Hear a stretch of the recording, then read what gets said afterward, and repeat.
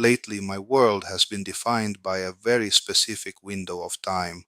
Due to depression and exhaustion, I have about 2 hours each morning where I can actually do something. After that, I am physically and mentally spent.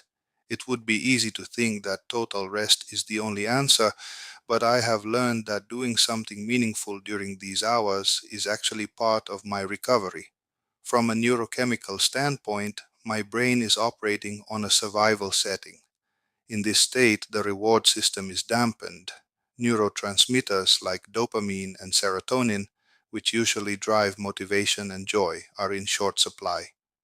My brain is also dealing with the effects of prolonged cortisol exposure, which creates a kind of fog and physical heaviness that feels almost like a permanent flu. This is neuroinflammation, a signal from my nervous system to slow down and protect what energy I have left. By working on these small home projects for just 2 hours, I am practicing what experts call pacing. I am not trying to push through the exhaustion because that only leads to a deeper crash. Instead, I am using this time to gently re-engage my prefrontal cortex and encourage neuroplasticity. Every small task I complete sends a quiet signal to my brain that activity is safe and that I am still capable. So this is what healing looks like for me right now. It is not about being productive in the traditional sense. It is about honoring my limits while refusing to stay completely still. These 2 hours of pottering around the house are not just chores. They are my way of slowly rewiring my brain, one small movement at a time. When the 2 hours are up, I rest without guilt, knowing that I have done enough for today.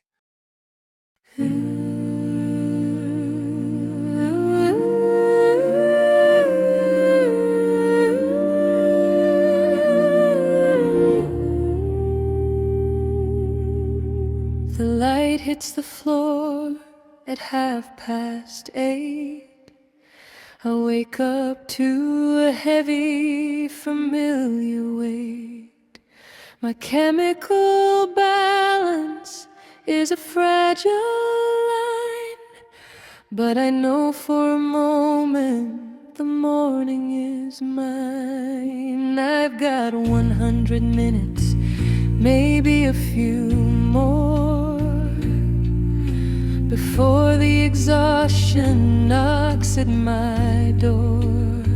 So I pick up the tools and I start to create. In this narrow window, I negotiate with fate.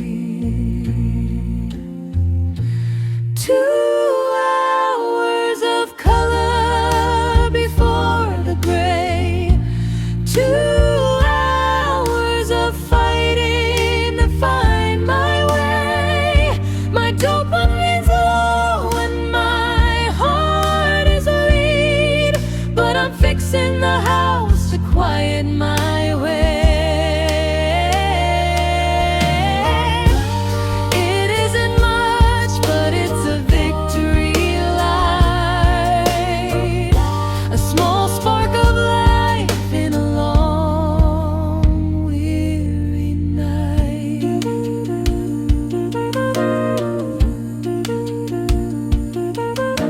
The cortisol fog is thick in my veins, a biological rhythm holding the reins. My prefrontal cortex is trying to bloom, while the shadow of burnout waits in the room. One brush stroke here, a nail in the wall. I'm building a levee before the rain falls. I'm teaching my brain that it's safe to be here, to push through the silence and move through the fear. Pacing the rhythm, saving the spark. I'm not lazy, I'm just navigating the dark.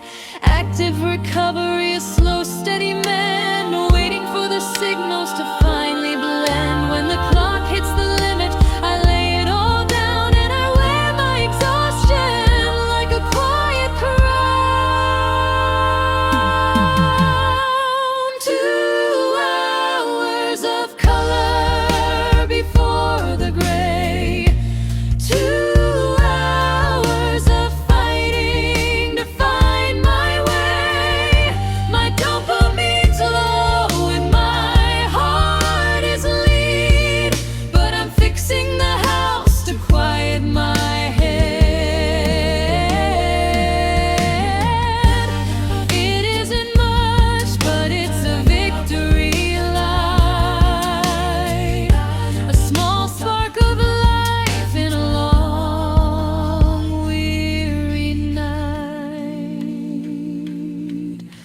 The tools are back in the box on the floor. I can't give